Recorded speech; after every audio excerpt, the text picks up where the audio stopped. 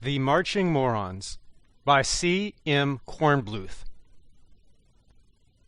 In 1988, a real estate agent and con artist, John Barlow, is placed in suspended animation after a freak accident. He is revived in the distant future, in a confusing world filled with hypersexualized advertisements, vapid entertainment, and people who exhibit erratic, nonsensical behavior. Shortly after being revived, Barlow is introduced to two men, Tiny Pete and Ryan Nagana, who inform him that the lamentable state of society is the fault of the Morons, the world's vast population of unintelligent people, who greatly outnumber the much smaller population of intelligent people. Tiny Pete and Ryan Nagana explain to Barlow that the most urgent crisis of their time is the population problem, Pop Rob. Historically, people of higher intelligence often chose to have fewer children, or no children at all, for pragmatic reasons, while people of lower intelligence, compared by their sex drives, had larger families and reproduced in greater numbers. By the far future era in which Barlow was awakened, this unbalanced trend has been carried to its logical extreme, with a total world population of 5 billion morons, with an average IQ of 45.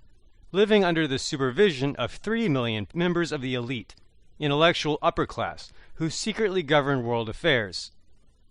Both Tiny Pete and Ryan Nagana are members of this group. The simple-minded morons cannot be left to govern themselves, or else the world would descend into chaos and devastating war. As a result, the elite minority are effectively enslaved by the moron majority, working themselves to exhaustion while attempting to maintain global order and stability. Controlling the morons' population growth is impractical for several reasons, but unless some corrective action is taken, the inevitable outcome will be the depletion of Earth's dwindling natural resources, followed by the total collapse of human civilization. All attempts to solve Prop Rob have failed, and the elites hope that Barlow, as a man from a different time and with a different perspective on the problem, might be able to offer a novel solution. Barlow has an idea, but he refuses to elaborate until Tiny Pete and Ryan Nagana agree to formally name him dictator for the entire world, promising him wealth, power, and fame. Taking inspiration from his knowledge of fraudulent real estate deals, propaganda techniques employed by Nazi Germany during the Holocaust, and the myth of lemmings drowning themselves in the sea, Barlow devised a plan for the extermination of the moron population. Barlow orchestrates a massive propaganda campaign encouraging the morons to migrate to the planet Venus, which is billed as a tropical paradise.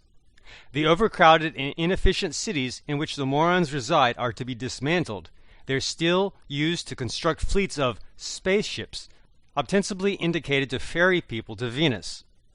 In reality, the spaceships are not capable of making the trip. The best spaceship ever made had crashed on the moon, but they are capable of getting their passengers out of the sight of the other morons, to some unspecified location where billions can be killed without damaging Earth's biosphere. To allay any suspicion, forged postcards are sent out from Venusian colonists to their families, describing Venus as a lush tropical paradise and encouraging them to follow.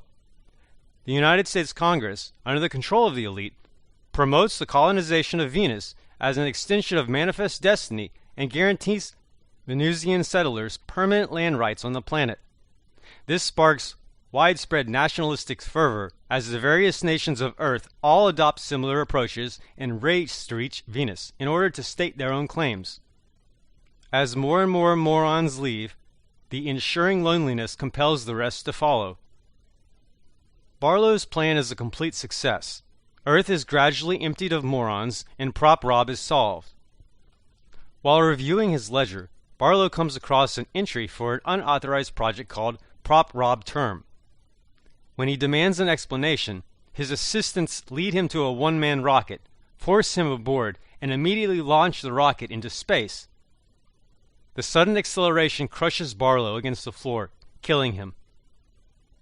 The elite, disgusted by Barlow's ruthlessness, cruelty, and egotistical demands, have disposed of him as part of the final cleanup of Prop Rob.